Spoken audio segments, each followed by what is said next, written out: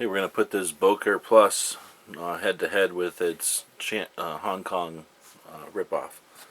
So we've got the kind of the review here, open the box and everything of this Boker. This is the titanium version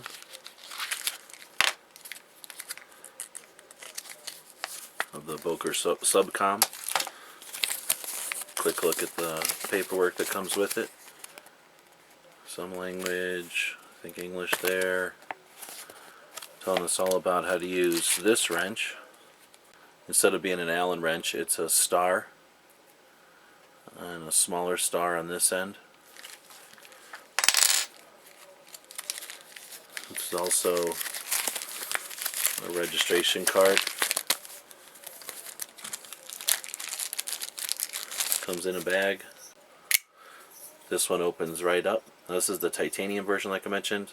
So I think both the sides are titanium, or maybe this side's still stainless and this is titanium. But it's fairly lightweight, very sturdy. Liner lock. I guess this is a frame lock. And a round thumb stud, and the way that the belt clip there really lets you get the torque you need to open this thing up in one snap. Now the Chinese or the Hong Kong ripoff, both the shape here on the for the nub on the blade, it just doesn't help. It's like in the wrong direction, so it lends itself to just stopping the blade whenever you let go of it. So taking a look at them together, this might be G10, but I suspect it's just plastic, and then this is some cheap sort of probably aluminum or something. The blade claims to be Os 8, however, pretty sure it's just going to be soft 440 steel. Although the logos and everything for the designer and the manufacturer are total rip-offs, it still says made in Taiwan on it.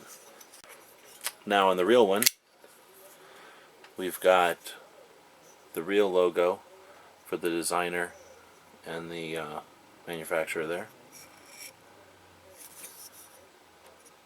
And it says it's 440C. Nothing about the country of origin on it. So let's take a close-up of the two here together. This jimping, or whatever we're going to call it, on the top here. On the real one, it's just large enough that it catches my skin. On the rip-off, it's so slight that my finger just slides right over it. I know it's not a big difference, but just the distance and the cut is just difference enough to make it usable and just for show. Again, the thumb studs, worthwhile, works, just for show or probably to break the copyright somehow, but bad design, good design. Coming up into the grip, there we're back to being identical as far as I can tell, so I don't see any difference in the way that when you hold these, the way they feel in your hand is pretty much exactly the same. And that's just a factor of the Chinese one being a complete rip-off of the Boker one. I suspect though that when we start using the blades, and we plan on doing that to kind of test them, that the Boker one, being made out of better metal, will probably stand up quite a bit better. It is a little bit thicker blade. Let's get them down there next to each other. Not only is that jimping a bit bigger, but the blade itself is thicker. Just barely a difference in length, but you can tell a much sharper point on the real one, which is this one, fake, real.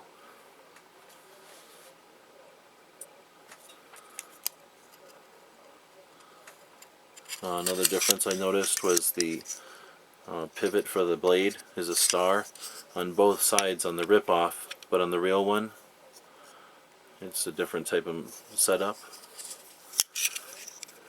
The rest of the bolts are stars on both sides. The general outline of the blade, or excuse me, the general outline of the handle is the same. And again, they feel about the same in the hand. The only time they're different is when you're going to hold it like this. The real one has a bit more grip, where the rip-off doesn't. So that's about 6 minutes worth of comparison and contrasting the Hong Kong ripoff that cost about $5 with the actual Boker. This titanium version of the Subcom was about $30. So looking forward to working with this one, and stay tuned for future reviews.